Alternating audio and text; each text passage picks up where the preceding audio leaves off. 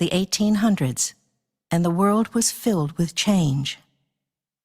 The mutiny by the Bengal Army was suppressed, and Britain took over direct government of India from the East India Company.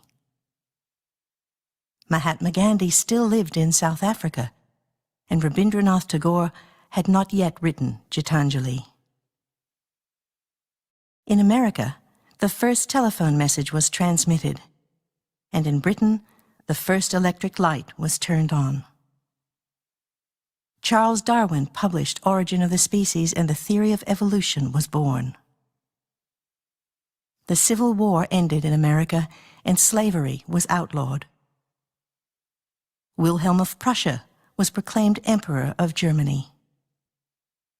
In Sindh, India, a son was born to the Kripalani family.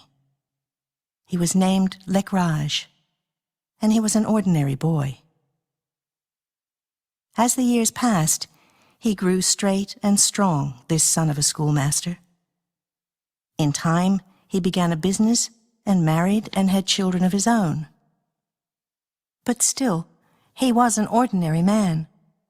He was a good man, a kind man, an honorable man, but an ordinary man. And the light touched him and entered his mind.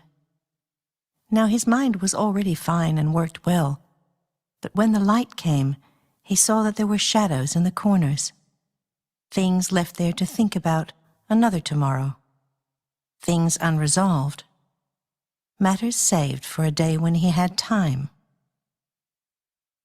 But he found he couldn't wait until there was time, for this was not a light he could close his eyes against. This light was inside him and had taken up residence. Eviction was not possible. Not that he really wanted to be without the light, but now and then it would probably have been more comfortable. It did, after all, uncover him to himself. And the light lay in front of his mind like a pathway, or a doorway, or a destination. Sometimes it was barely there, only visible if he concentrated, and he taught himself to keep it where he could see it. Sometimes it filled him until it shone out through his eyes, and others began to sit near him to see what would happen. They knew that something would. And for a while he thought the light was him, was somehow his own essence. But in time he learned that the light was not his, though he had one of his own. This light was other, and it came from some distant place where the rules of physics hung balanced, and time meant something else entirely. And he expected it to be indifferent, but it wasn't. He expected it to be hard with knowledge, but it wasn't. He expected it to be implausible and unreachable and somehow threatening, but it wasn't, and it wasn't, and it wasn't. But it did change him. It laid new understanding gently in his mind, and he saw things he never thought he'd see. He learned about eternity and immortality and consciousness. Things that had seemed important no longer mattered, and he gave away his old life and the things that went with it. Those who waited with him to see what would happen knew this was a chance that fate had given them. He spoke of what the light showed him, and they listened. And some of them changed their days so they could listen. For some, there were obstacles and barriers and difficulties, but they overcame them all, and untangling themselves from the expectations of custom, they came. After all, fate was calling.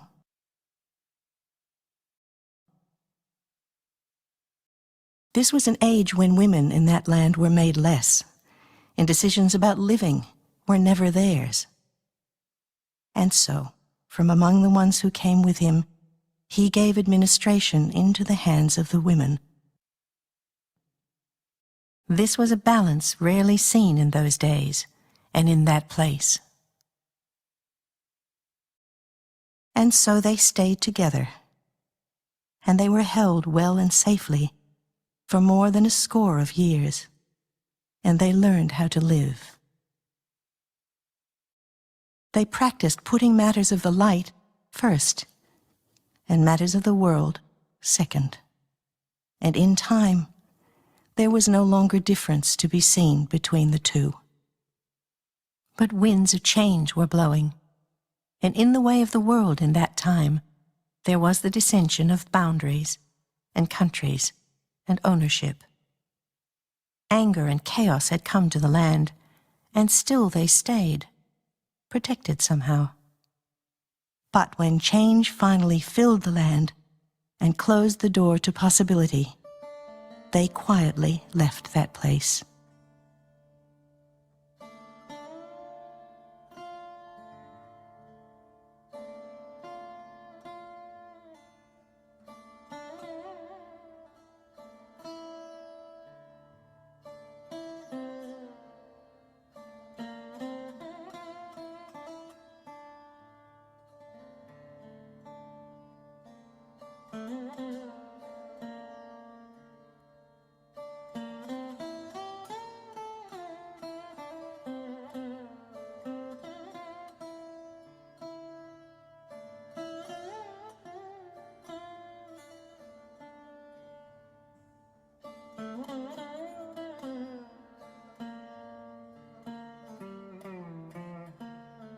Three had become 300, and they settled on a mountain top. And the mountain held them safely for years still being counted.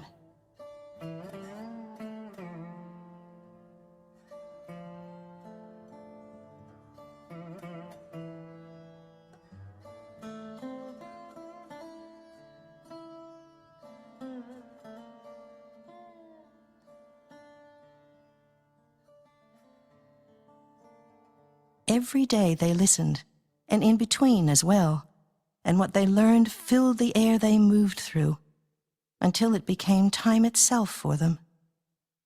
And time upon time, he told them that what he spoke about came from the light, and not from him. And again he would tell them, and 1,000 times 1,000, until they reached out their own minds and made their hearts available. The light sculpted his thoughts and cleaned away the last shadows, and what he learned, he taught. And the most important of all of the jewels that fell first into his mind and then into their hands was connection with the light. And that was the heart of the matter. Now time passed as it does, and ones who had been very young were now less so. But in all that time, they never thought to leave the mountain. But they did, and it was he himself who sent them. There were only 1 or 2 at first, and they were completely untried in the world outside of their world. They had lived most of their years with signposts and secrets uncovered by the light. This was their guide and their template for living. They understood now, without any doubt, that the light was a separate thing from him.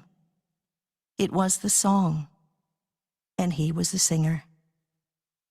They knew that he stood open-handed and in between to sing them the song and make the connection visible and available and theirs. Still, as the years passed, he had become more like the light, his own light becoming at once brighter and softer. And they loved him.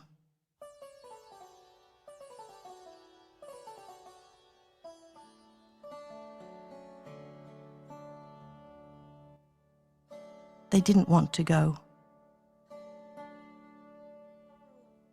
But but it was the beginning of something unimaginable to them in that time and in that place. They understood that if they didn't give what they had been given, it would be as though they had nothing. They knew now that, young and unworldly as they were the ones to begin, the ones who must walk into the lives of others, as he had walked into theirs, the emissaries of the light. They went to places of important papers and the men who understood them. They went empty-handed, and they waited on seats that were bigger than they were themselves. The ones they came to see had many appointments, but no one sent them away. Everyone thought that by the end of the day they would simply not be there. People thought they would be frightened because they were young. People thought they would be intimidated because they were innocent. People thought they could be ignored because they were insignificant. But by the end of the day, the young ones seemed older somehow than the people had thought. They didn't seem intimidated, though the chairs they sat in were much too big. And they had waited, undaunted and patient, until they no longer seemed insignificant. And they had such things to say. When they spoke, their eyes were a place where people saw themselves, whole and wonderful. For some who half remembered their own reflection, awareness flew back into their own eyes. For some, it was the first time they had ever seen themselves clear. Some who listened and listened again offered a dwelling, or a room, or a hall. Stay, they said, or come. If it is known that you are here, there will be others who come and listen. And so they went to towns and villages and cities across that land, and spoke of what they knew in a dwelling, or a room, or a hall. In ones and twos they stayed in those places, and, like he had done, they would tell the people who came that what they spoke about came from the light. For still, the most important of all the jewels was connection with the light. That was still the heart of the matter. As often as they could, they went back to the mountain, for some had stayed there, and others had joined them, and he was there.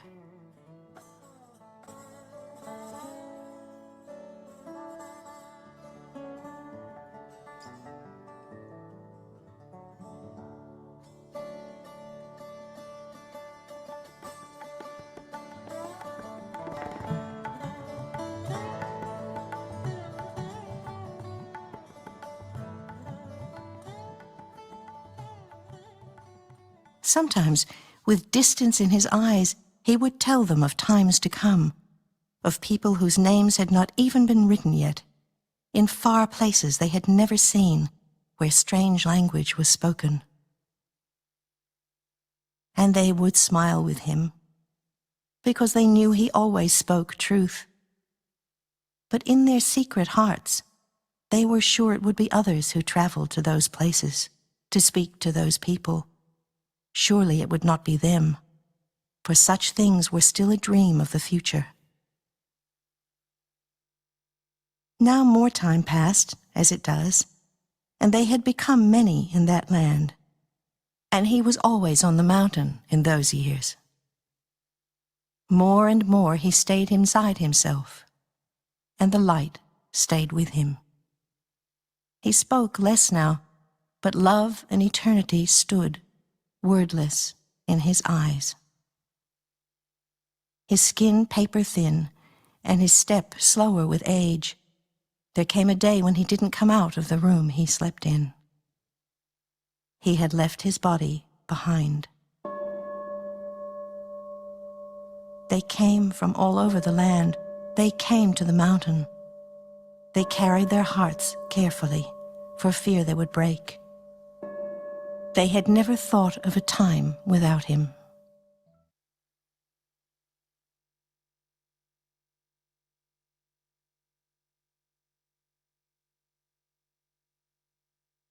But losing him never meant they lost the light, for the light was separate and would never finish, any more than time itself would stop. And still, they had a pledge to keep. So wherever they went, they told what they knew, and people came to hear the secrets of time and the reasons for things. And it happened, as it usually does, that the future folded itself into the present, and what he had said in those long past days on the mountain became real.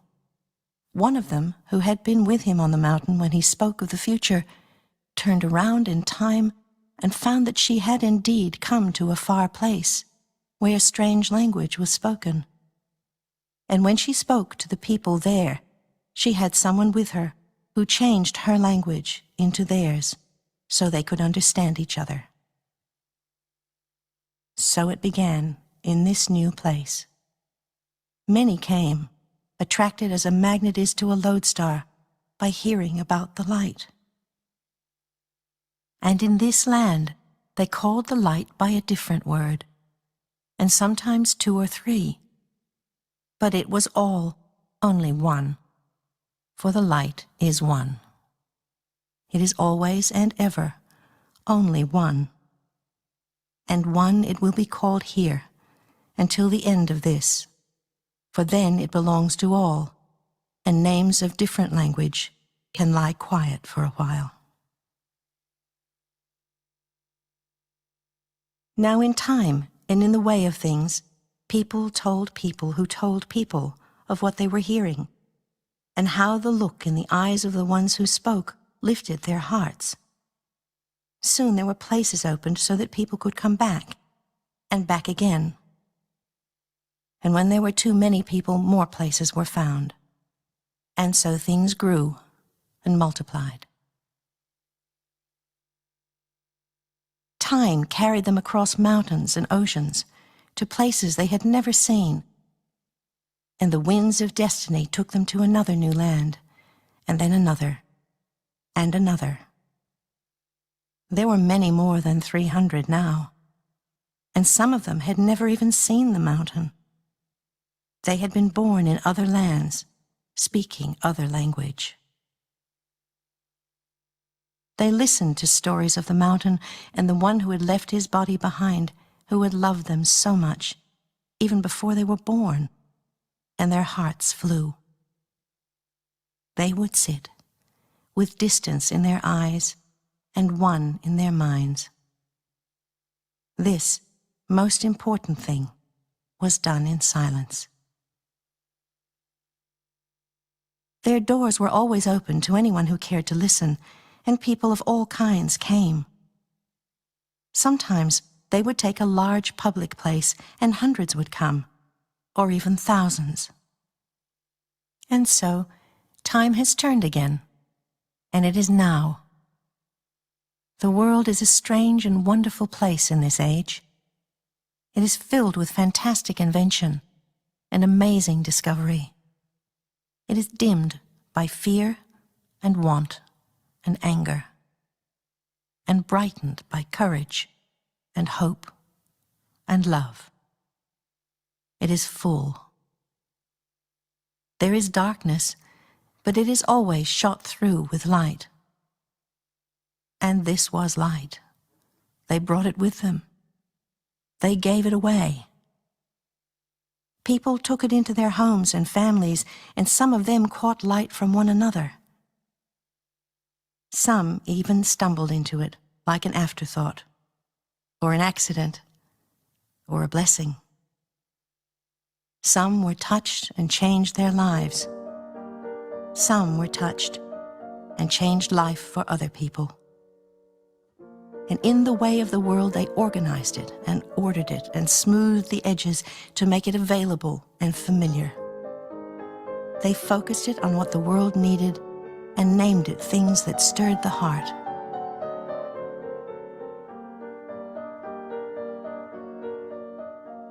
Programs were created that covered large parts of the globe, and they were as varied as the people who created them. Some collected peace and reignited values. Others celebrated youth, and still others honored age.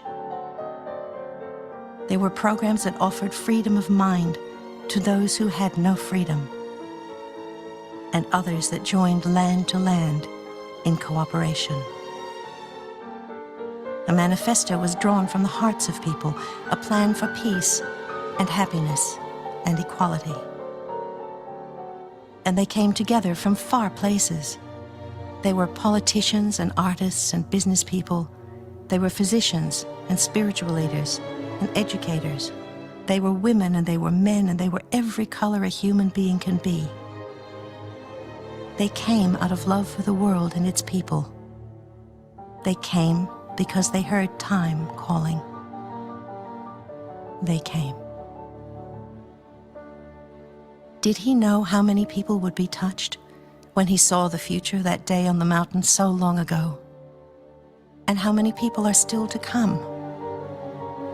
If we hold the laws of physics up to the light, is it like critical mass?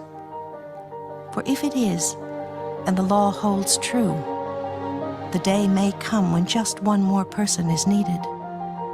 Just one more soul to tip the balance. One more to make the last weight on the scales that measure light against dark. In that instant, the world could change. And it doesn't have to be someone wealthy and influential. It doesn't have to be someone famous or revered. It doesn't have to be a world leader or the head of a religion. It just has to be someone.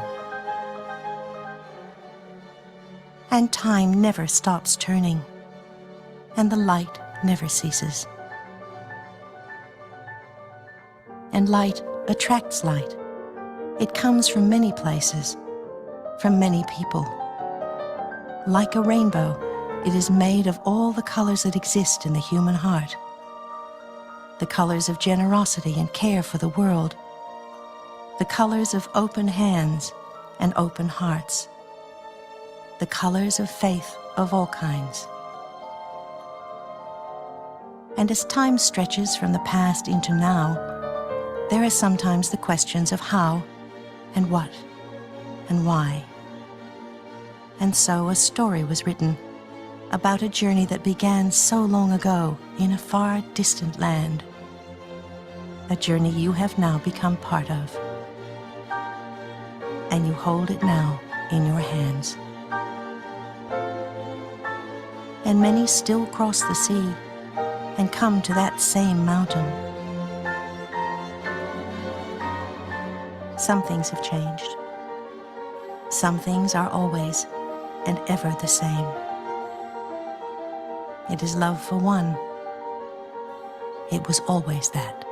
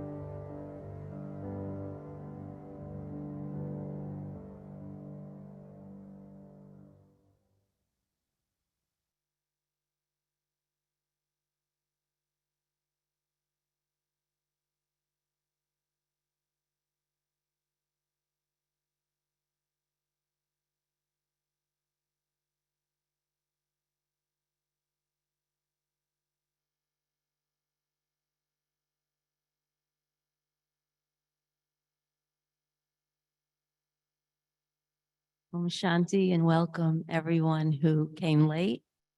You didn't come late. I mean, we started early.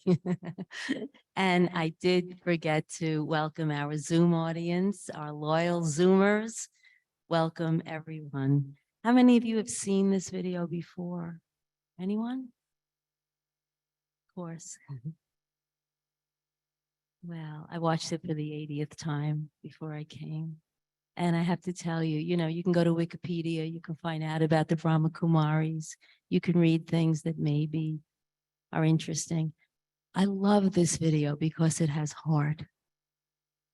I love it because it speaks of real feelings. This man was already 60 years old, Brahma Baba, when he felt this, as they said here, the pull we spoke about at the beginning. He just knew that someone was talking in there and it wasn't him. And it took him, I believe, over a decade to figure that out. These were not his ideas. And as a student here for 7 years, I have been learning every single day and every single night what he taught. Basically, how to be a loving, peaceful person, because that's your original state. So he was a very successful philanthropist. He was a jewelry merchant. He was a diamond trader. He was a very wealthy man, very well respected in the community. And this video couldn't give you all the little details that I picked up along the way, a few short years. And he was extremely successful, but he was so sure that he was on the right track that he surrendered all of the material things. You can imagine he had children, wife. Not everybody joined him in this. Not everybody was so pleased. And it was, as we said, if you were here earlier, it was a culture where women didn't really have much of a voice. And he gave the administration of this organization to women. Then he left his body. Close your eyes and picture, whether you're male or female, being alone without him. My favorite line in this video was when the girls would wait on benches bigger than they are. And somehow they felt, I don't remember the exact words, they had more power at the end of waiting to see whoever the probably gentleman was that they were waiting to see. And the light that shone in his eyes, I'm near tears, I just love this.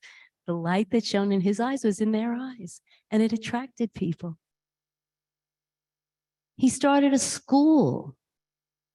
These little girls grew up. He started with 8 young women whose parents definitely did not want them to come here, most of them.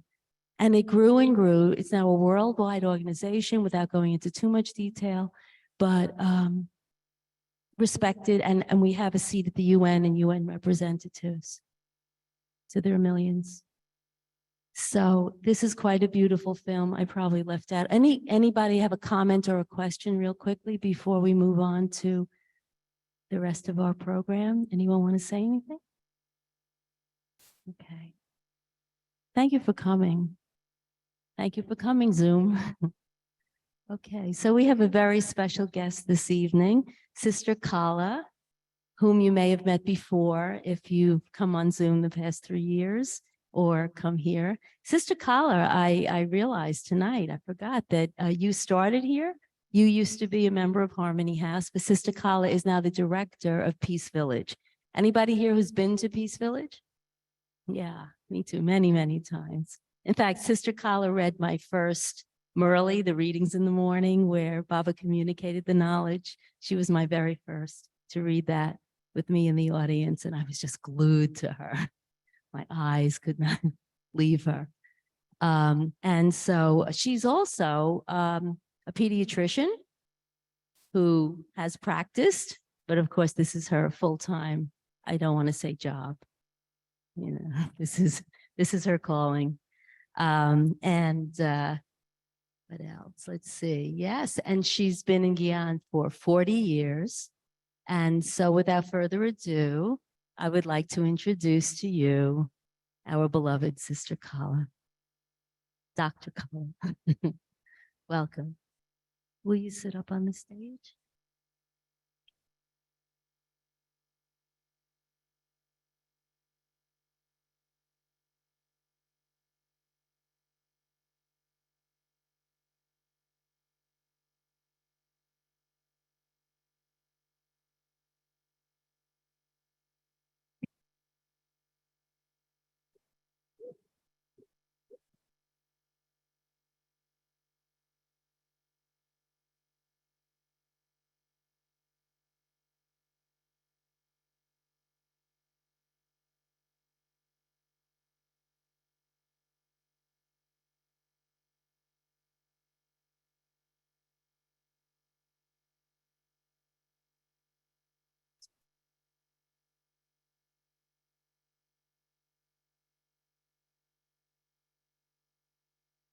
So, good evening and Om Shanti, Om Shanti, Om Shanti.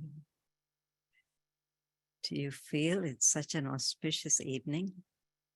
You feel something special in the air? Yes. Yeah, that was our hope too in opening Harmony House to all of you this evening. As you know, we celebrated it, Brahma Baba's Ascension Day yesterday. And that's why you see all this fanfare. And it was a beautiful day, full of silence, full of meditation, full of just nothing but spiritual charged vibrations here. But we also wanted to open that opportunity and experience to others, especially to those of you who have been with us and who have been following us and who have known or not known the Brahma Kumaris to whatever extent. But we just thought it's such a special occasion that we shouldn't miss out on offering it to everyone. Right? And yes, it's also my favorite film, Luis. Every time, and it's been a while since I saw this particular film, although I've seen many pictures, videos of Brahma Baba. But this is just so heartful, as you said. And it always takes me back to the time that I was introduced to the Brahma Kumaris and to Brahma Baba. Of course, it's a long story, but I think you must have gotten the gist of it, that Brahma Baba did not really claim for himself to be the ultimate, right? He always pointed his finger to the one. And so in my story, I actually felt the calling directly from the one, from a picture of the one, the picture that you see here. The picture spoke to me and spoke to me in a way that I felt even the first time I entered into a center, the old center, it was in Queens at that time. And that even at the first, encounter of walking into the center, I felt this sense of somebody waiting for me. Right? There was nobody waiting for me. But it was as if this picture was waiting for me. This picture had life, and this picture was waiting for me, calling me. And so it was very much a feeling of coming home, as if to say you've left home for a long time and you are now home again. That kind of feeling. I'm sure you know what I'm saying, right? The reason I'm bringing this up is because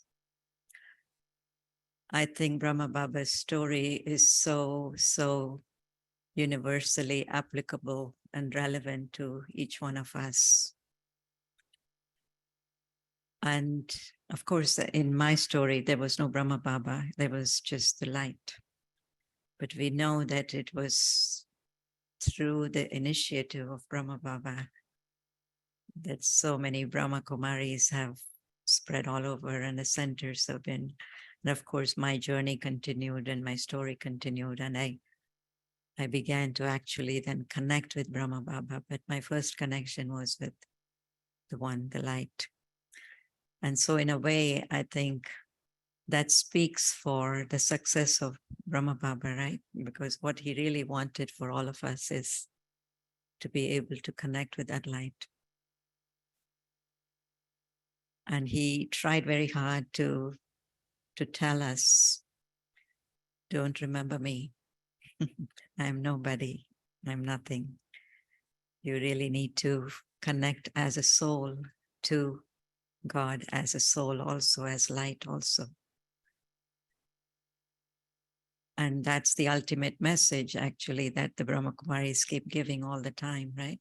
For those of you who have done any kind of classes or meditation with the Brahma Kumaris, you'll keep hearing it over and over and over again, that you're a soul. Remember you're a soul. Remember the Supreme Soul, the one who is the parent for the soul and all that. And of course, the question then arises, where does a human being fit in? A human being such as Brahma Baba. Or perhaps the wider question is, where does a human being fit in anyway in the story between the soul and the Supreme Soul, God? Right? We as individual souls, we have kind of left our spiritual home.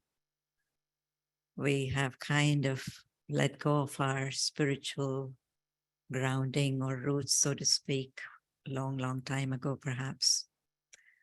And we have adopted physical costume after costume, life after life, perhaps. And we have identified so much with the physicality of our being. And now we have come to that place and time where that sense of physicality of ourselves has overgrown into a forest, a thorny forest, a forest that kind of, makes you scared or, hurts you or, doesn't allow you to trust each other. And we're looking for the way back home. And so the way back home between the soul and the Supreme Soul is quite far, right? Quite a long distance, because we are in such deep, what we call here is physical consciousness or body consciousness, that we have even forgotten ourselves to be that beautiful light ourselves. And so when I look at the role or the part of Brahma Baba or a human soul, especially at this time, at these dark times, as we are looking for this light, as we want to embrace a light, as we really want to belong to that light, the yearning is there, the need is there, the thirst is there, the hunger is there. And yet what is stopping us, what is in between, is this kind of unfamiliar territory kind of thing. And I believe my role, my understanding of Brahma Baba's role is really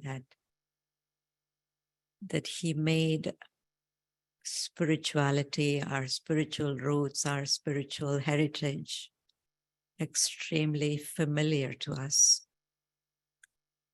He introduced it to us in such a way that we were comfortable. We were not scared. We were not hesitant. We were not shy. We were not scared. But he opened the door of spirituality in such a way that at least this is my experience, that I felt so comfortable. Like I was saying, the first feeling that I got, even though I entered into the room with nothing, no human being, nothing happening. But the feeling that I can really go back to is that absolute feeling of comfort that you feel when you get home. Yes, you've been on a long trip away from home, the comfort of your bed, your own kitchen or your own food, where you can take your hat off, your shoes off, your coat off, and just be yourself. How comfortable, how beautiful that feels. And so for me, I think whatever Brahma Baba did and everyone else did that followed him, that joined him during that time, and created this huge movement or this huge energy. I think what they have done for us is to make spirituality, quote unquote, even though it's a big word, I know it's a big word, but they made that word so simple, so down to earth, and so familiar. And I say familiar because you saw Brahma Baba, right? In his real life. Did you really feel that he was a descendant from another planet, or he was such a great renunciate you couldn't reach up to him, or you couldn't understand him, or you had to kind of be in a certain way to be close to him or whatever? No. He was just so much integrated within himself that he did not have to demand anything from anyone or anything outside of him. But it was more a feeling of attraction to what he was, who he was. Something very beautiful happened. As you know, I'm from Peace Village. And in the beginning days of Peace Village, we used to think about, how do you get people to Peace Village? Like everybody thinks about what? How do you outreach to people? How do you promote yourself? How do you promote this? How do you do this? How do you do? And we had a little meeting of, few people who had been to Peace Village. And we were talking about this whole subject of, how do we do this? How do we get the message out? And the word we were using was promotion. And there was this one person that really was silent for the whole time. And at the end of the whole thing, explained or shared their experience. I didn't come through promotion. I was attracted. So what we think of as we having to put ourselves up there and promote up there, whatever. But no, it was the magnetic spiritual energy of Brahma Baba that attracted these 300 souls, 300 plus souls in the beginning. There was no advertisement. Yes, of course, there was word of mouth, but it was very, very informal. It was only sharing of someone's experience with someone else, with someone else, with someone else. But it was from the heart. It was genuine. And as far as Brahma Baba was concerned, he stayed still. He wasn't bothered about how many people got the messages, how many people were told, and how they were from it. But he just stayed totally connected. So this other aspect that I was thinking, where we are all looking for, one is this feeling of comfort, but the other is this feeling of connection. That when you really feel so connected with the source of strength, of love, of goodness, of power, of virtues, of knowledge, of peace, within itself is the attraction, is the magnet, so to speak.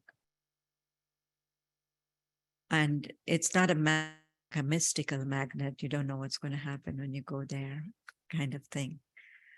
But it's a magnet of belonging, right? Like, for example, the first time I went to a center, I really did not want to go. I went because somebody told me, oh, it's a beautiful place. They're beautiful people. They talk about beautiful things. And I just wanted to appease her, my friend who wanted me to go. And I said, okay, I'll go there one time. But I couldn't stop myself from going the second time after my first experience, because it was an attraction. Right? Of course, what you say through the mouth, what you can do physically can only take you so far. But the real attraction is really this sense of connectedness that Brahma Baba held with the One light. And because of that connection, how he was able to feel that sense of inclusivity, like inclusive of everyone. Just because I belong to that one, I'm connected with that one. It's not, even though it is an exclusive connection, but it's a connection that is also very inclusive of everyone around you. In other words, he did not feel that others were not entitled to that same connection. As a matter of fact, he felt that others are equally entitled to that connection. He did not put himself up on a stage or a, pedestal, or, nobody put him up on the stage or pedestal, for example, but everybody felt that same attraction, that same connection, that same feeling of comfort that you get when you as a light connect to God as a light. And so it became more like, of course, yes, it was a gathering and it was a spiritual gathering, but it became really more like a family of God, so to speak, which is so unusual to find, isn't it? I mean, we go to religious places and we practice religious rituals, and, we do lots of little readings and, do the right thing, don't do this, don't do that. There are lots of do's and don'ts. But this absolute feeling and sense of belonging that you get in the presence of God, I don't know how many of us really have experienced that. Yes, of course, there may be sporadic, those experiences in our life of prayer or worshiping or whatever. But I really feel this is the strength of what Brahma Baba started as this movement, that he became a partner with God in creating a human united family, of a united spiritual family of human souls and human beings, rather. Almost like, one of the famous, very beautiful analogies that we use, and I think it's also very real, is if you were to say, for example, look at God as your father, he then became a mother figure, so to speak, because you need both types of sustenance, right, as children.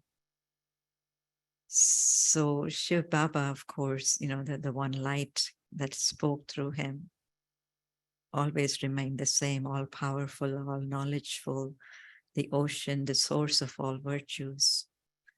But equally, he made sure that he maintained a stage, or I wouldn't even say, it wasn't even like an effort for him, but he was also drawn to that kind of stage where he could receive that light and make it into a more gentle light. Like sometimes how the sun, is so strong and the light can be so bright. And that's why there is the praise of moonlight. For example, it's very cooling. Sunlight can be very hot, but moonlight is so cool and cooling and, very romantic and creates totally different kind of feelings. So for a lot of us, this is the experience that we get, that even though God is the ultimate and, holds that ultimate knowledge and he's the Almighty, but we need someone in between to soften it for us, to make that bridge, to make that connection. And he became that. Not only in the way that, he became an instrument to share the wisdom, the knowledge, but to actually embody the knowledge.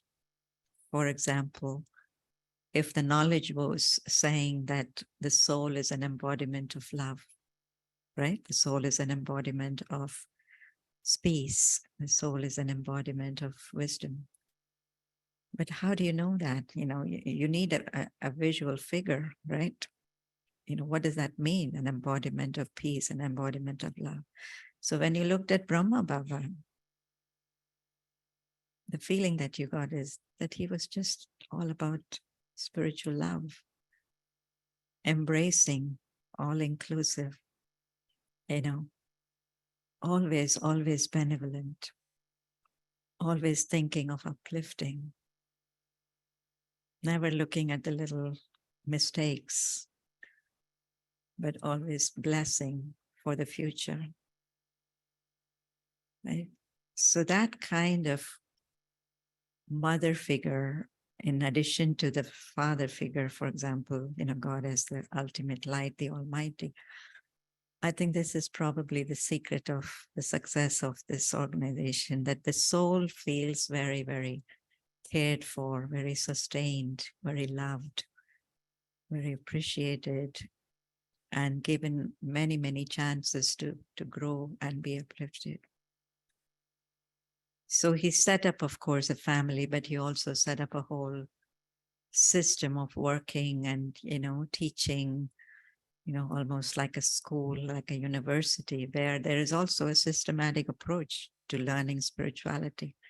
It's not that it's a family that's free for all, but it's a family that is kind of, created with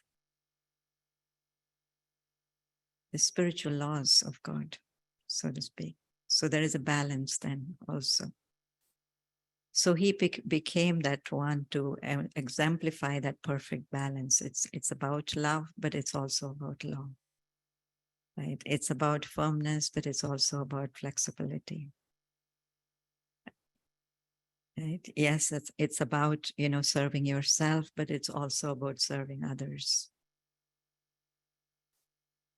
Right? Which is where we sometimes get stuck. We go either too much to one side or too much to the other side. And Brahma Baba, because of him being so experienced as a family person, as a business person, as even, a community person, he had all kinds of experiences. So he was able to blend it very beautifully. The very, very high principles of spirituality, but also to make it so palatable, so acceptable, so readily digestible for any ordinary person. Because none of those sisters that you saw, they were just children, right? Many of them were just housewives and, mothers and whatever. They were not even educated, fully. But they were able to not intellectualize knowledge, but they were able to feel the knowledge, experience the love. And so the family grew, the organization grew, the history of the whole organization. You can go into that. But really what we are left with today is many, many, many examples like him. Because he was one, but he created so many like him. And as you heard very nicely, he put the women in front. Right? He gave absolute, precedence, I would say, to the place of women, especially in the spiritual movement. Not that others were excluded, definitely not, but just this sensibility of what is needed at this time in the world today is this kind of energy. Feminine energy, you may call it motherly energy, you may call it the soft energy, in addition to the very strong spiritual principled teachings that many religions have been teaching and preaching about. But what is needed now is this approach, very, very balanced approach. So I was thinking today that, as we are individually talking and thinking and reflecting about our own spiritual roots, which really means, we really want to find meaning to everything. Isn't it? That's what spiritual roots is all about. What is the meaning? That's exactly what happened to him. He was so successful. He was so well accomplished. But he started withdrawing because, these thoughts kept coming up. What's the meaning of all this? What's the ultimate? What's beyond all this? And I think in some way or the other, these kind of thoughts do pop up from time to time for many of us, but we suppress it. Really. We don't give ourselves time to even think about it. And what Baba, as actually did for us, for me, I can particularly say, is gave us permission, he gave us freedom to actually be in that inner world, inner space, to entertain questions like that. What is important for me? What is the ultimate meaning? Why am I here? What am I capable of?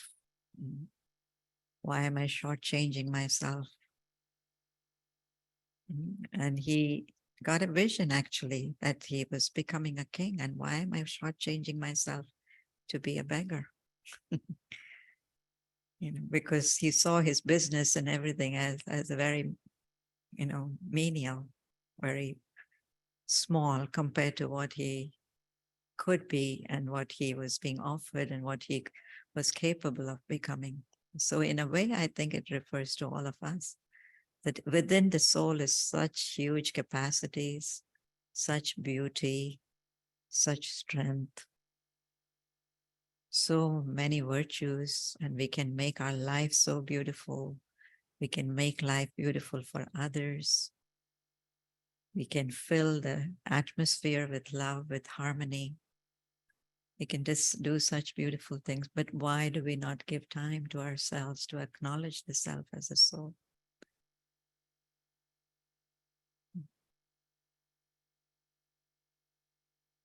Why can't we be in silence for just a few minutes to experience that inner self?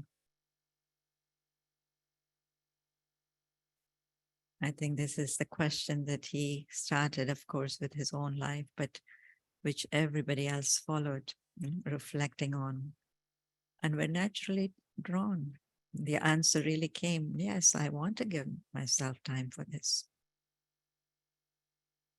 It doesn't mean that you have to dissociate yourself totally from the world, but find the strength in the roots, in your connection with the roots. Because if the roots are not nourished, we know what happens to the tree that grows. Right?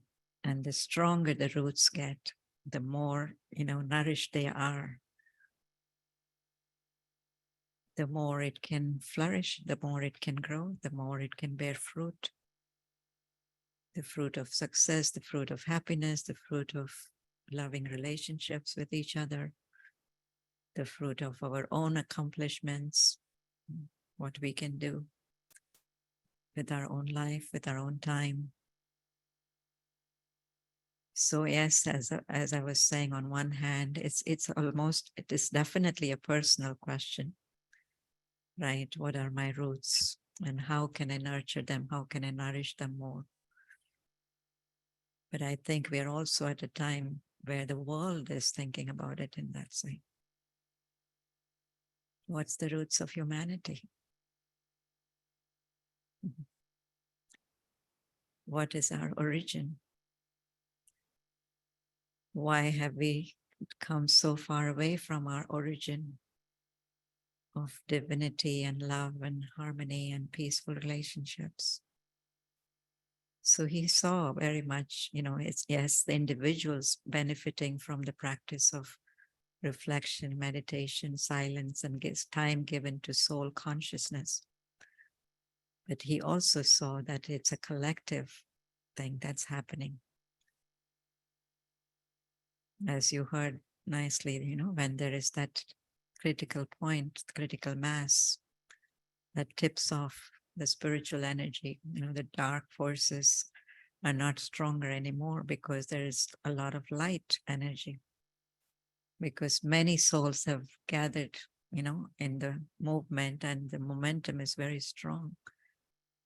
And so we're also at that point, I think, where we need to think for the world. And it's not a big thing, because all we do for ourselves will automatically go into the pool of the world.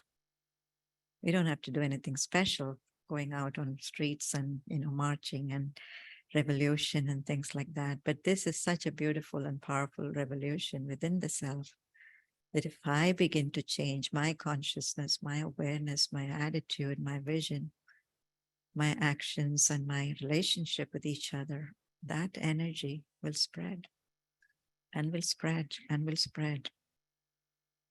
Right? There will be a ripple effect.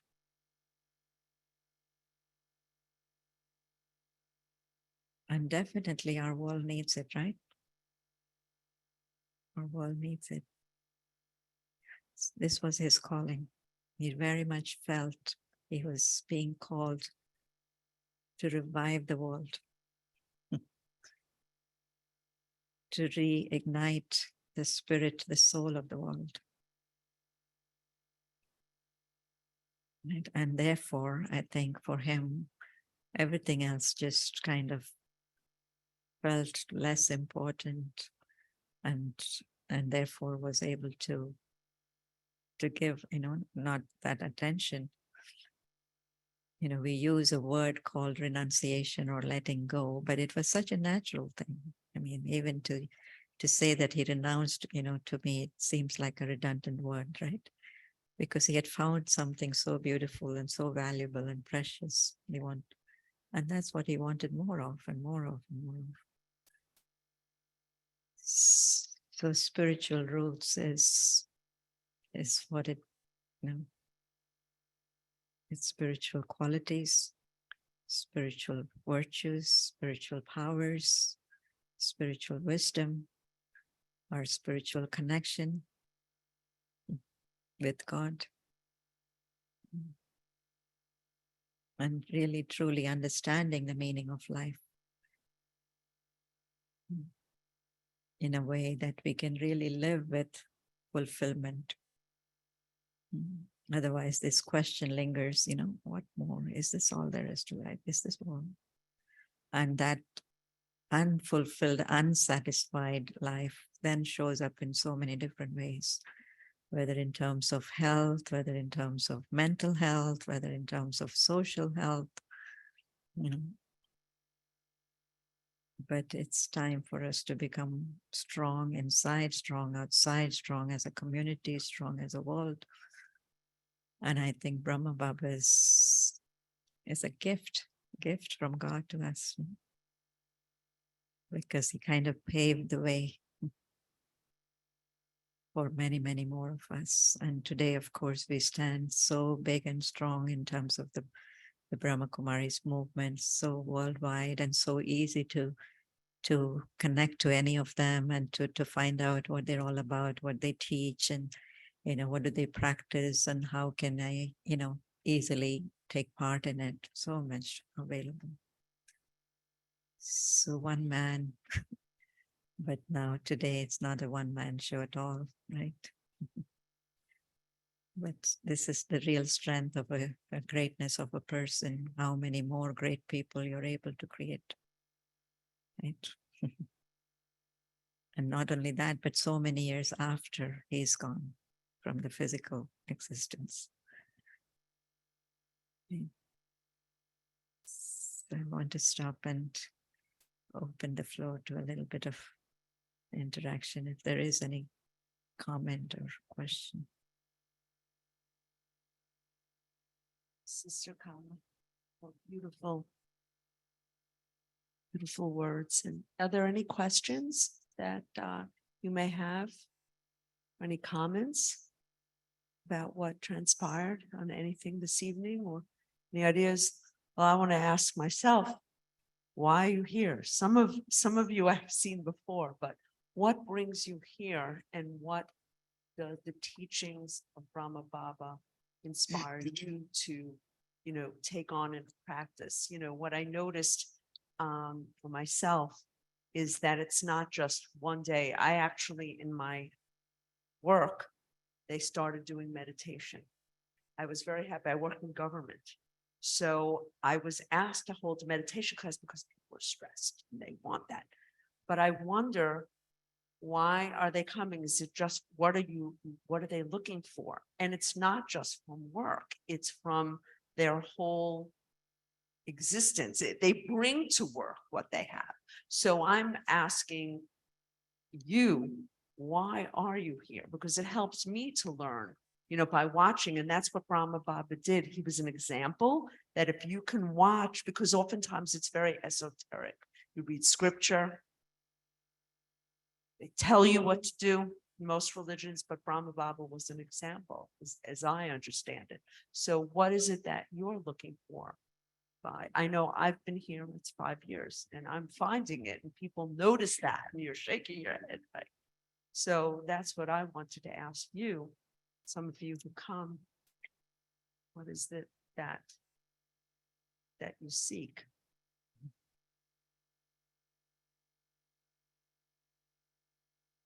Well, I seek that peace, but that peace is within me.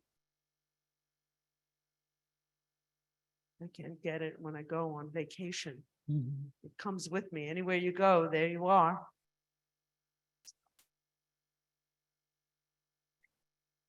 So, anybody? Someone wants to share that? Give you the mic, please.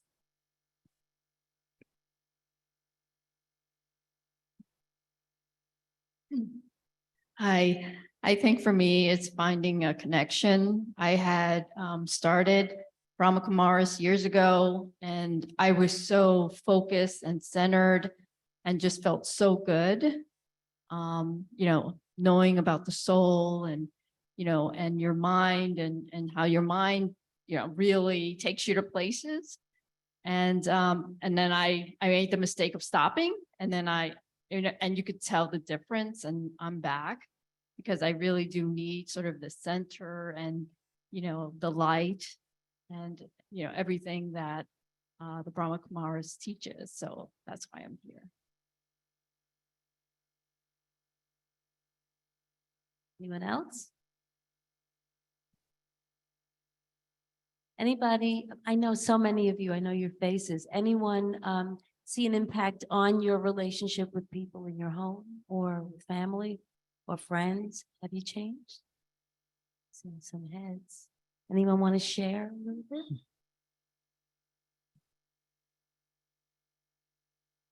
Two for the price of one.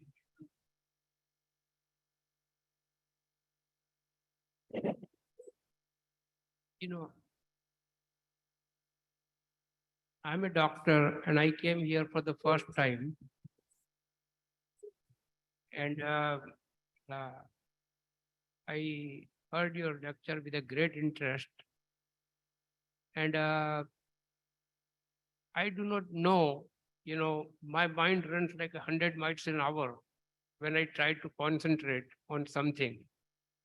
So how can I bring my mind to a focus where I can concentrate only on Brahma Baba or Atma or something like that?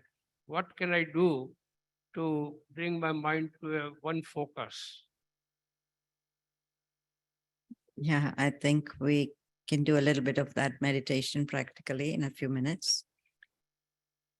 And it will help you a little bit, I think. Yeah, you have something to say too. I'm Sushil. So I think you asked question relationship.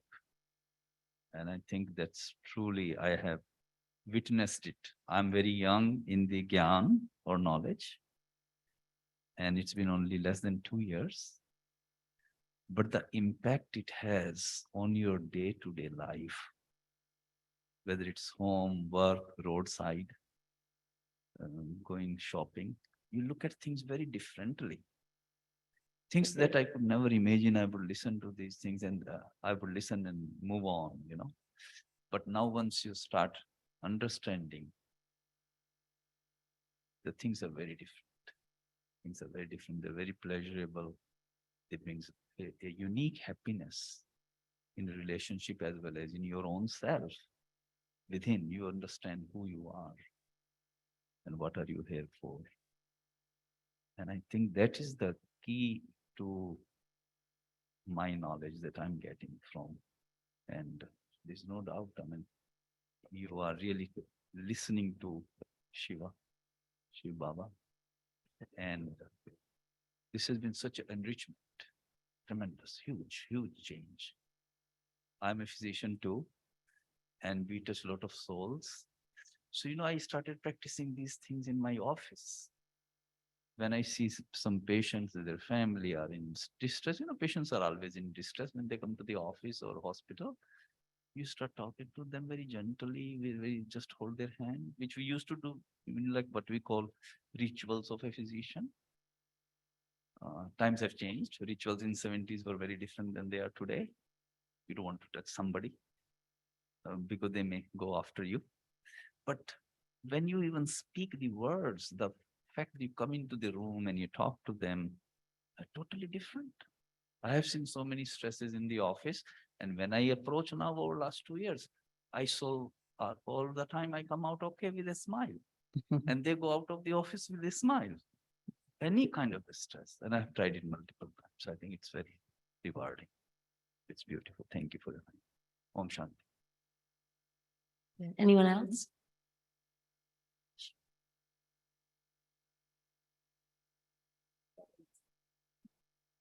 Good evening, everyone. It's my first time here. I was actually invited by one of your members, Annie, who behind me here, that's been coming for a while. I must say that as I entered here this evening, I felt the positivity and the energy just transforming into my body. I'm so happy that I made a decision to come here. One of my main struggles that I've had over the years is being able to let go. Letting go is very hard. It's a human nature that we hold on to grudges, we hold on to the past. And I do plan on coming back here and being able to be surrounded by all this positivity and hoping to get past that or be able to work on letting go of things that I cannot control and just being able to find that inner peace that you said you have and that you go with everywhere you go. I'm hoping to get there one day. Thank you.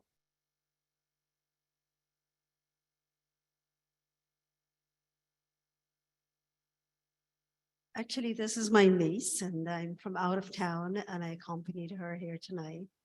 And I'm hoping to have some takeaways on how to quiet the chaos in our minds, as the gentleman over here said, in our everyday activities, that noise, that constant noise that's there, to just quiet that noise and be able to find that inner peace. Thank you. Maybe we should do, meditation.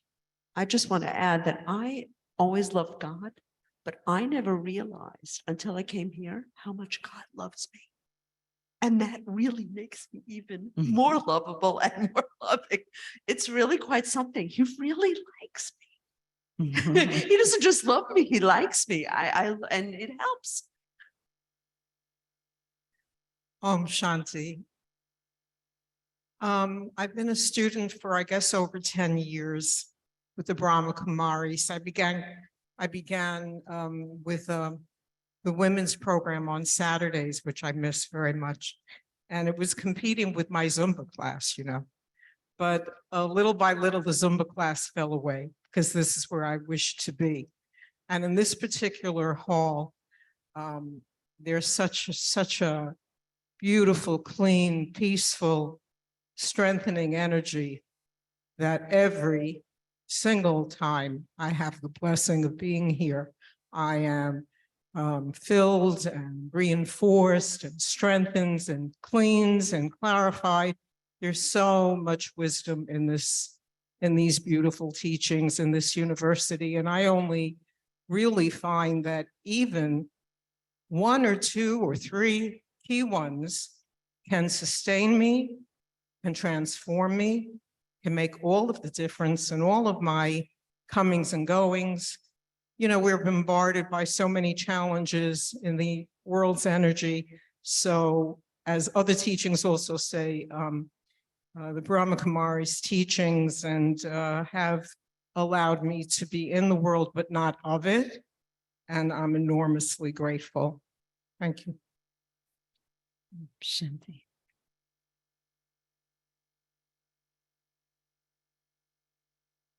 Before we continue, I just want to say that there are a few new faces here. And if you would like to be on our email list, please see us afterwards, okay? All right. I know we want to get to the meditative commentary. Was there a quick comment? Did we skip anybody? Okay. And then Om Shanti.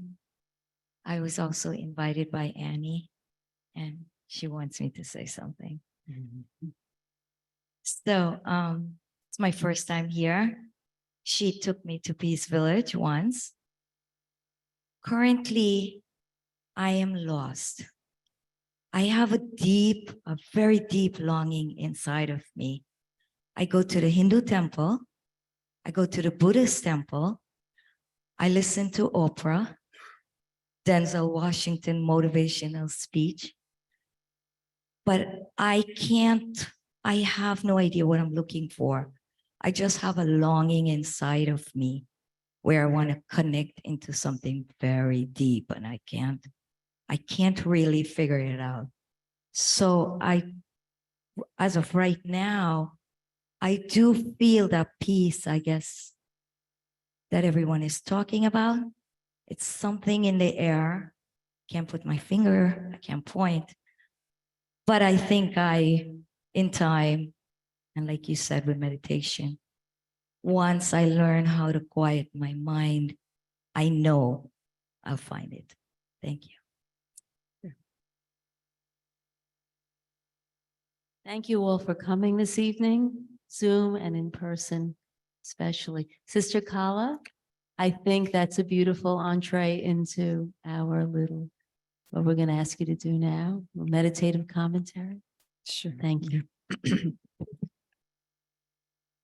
So we're going to take the last few minutes of this evening to actually experience a little bit of what Brahma Baba would have experienced as his life changed, right? And we're going to use a couple of concepts of knowledge that he was revealed. We kept hearing about the light again and again. One light was the light within himself, and therefore the light also within each one of us, which we call the soul. And the second light was the light of God that looks out for us, that has love for us, that wants us to be at our best, makes us our best. So it's really a connection between these two lights, meditation. And we'll spend a few minutes now experiencing that.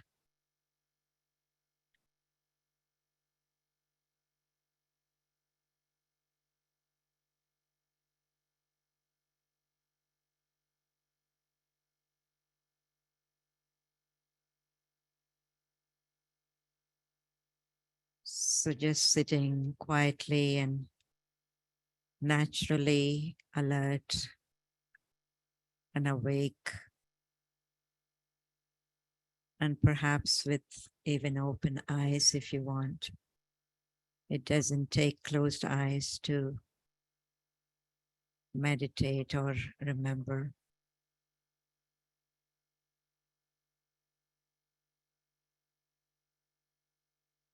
But you are paying attention to your thoughts instead of what's happening outside. My attention is what's happening inside.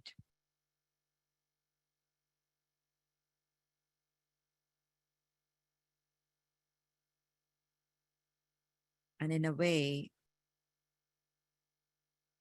watching, observing,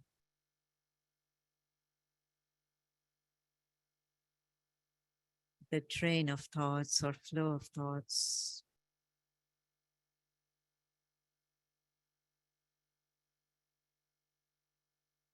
But also becoming aware that they are my thoughts. They're not someone else's thoughts. And so what's mine, I should be able to control or direct.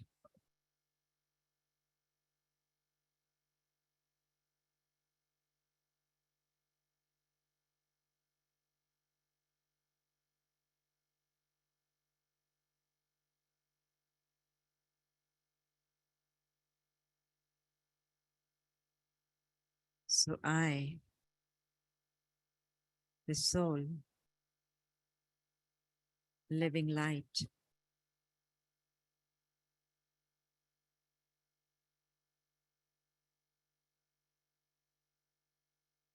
I'm the creator of my own thoughts.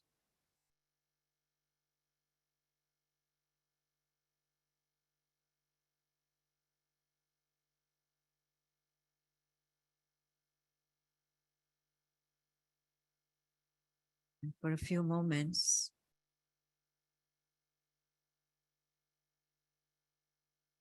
I create thoughts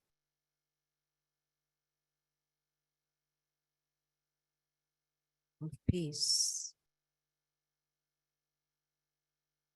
that I am peace.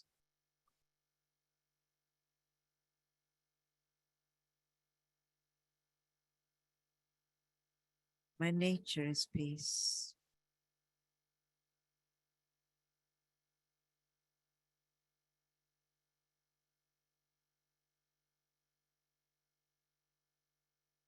I come from a home of peace.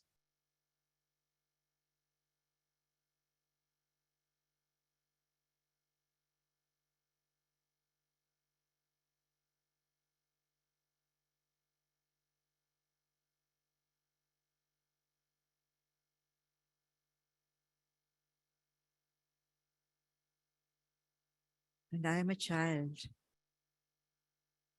of God.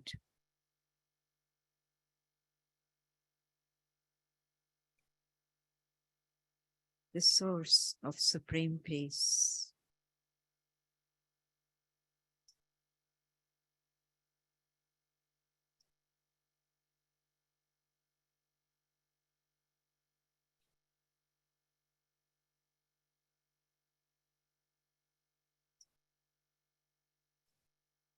And with these thoughts, I can feel my mind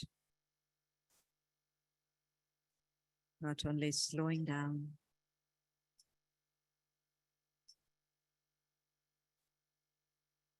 but also becoming still and silent.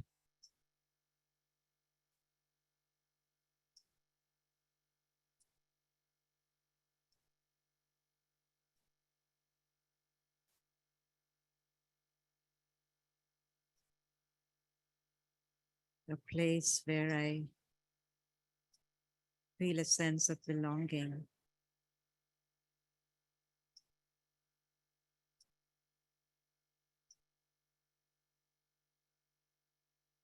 This is how I would like to be all the time.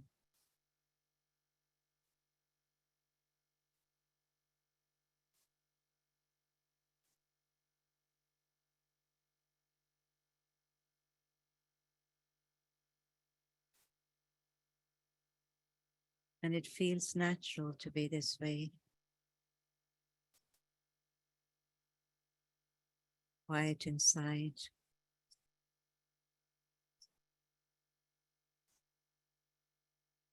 And yet alert outside. So that even what I'm seeing, what I'm hearing, what I'm saying, everything is filled with vibrations of peace.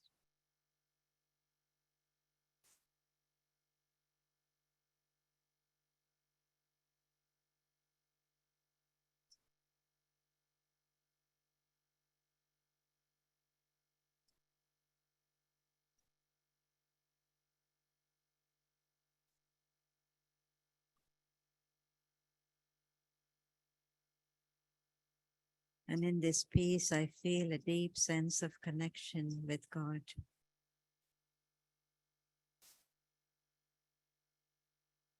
As if God is my helper.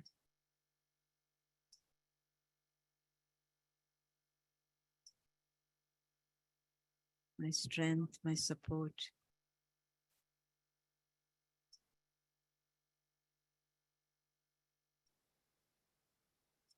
My one love.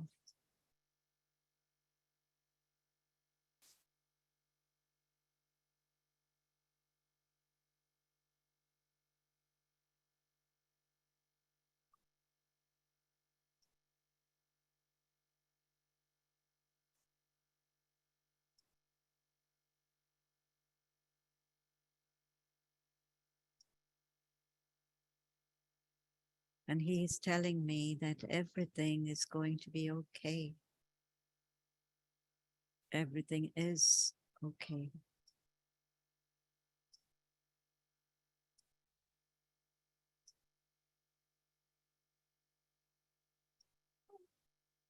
So nothing to hold on to.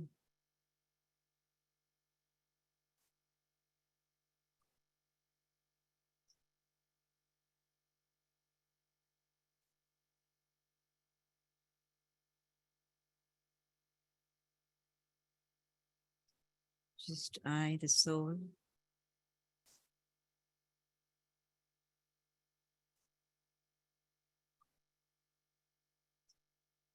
With God.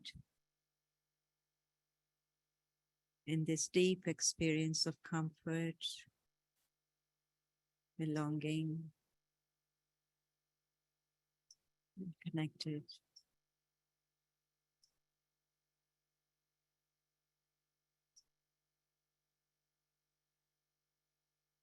Om Shanti.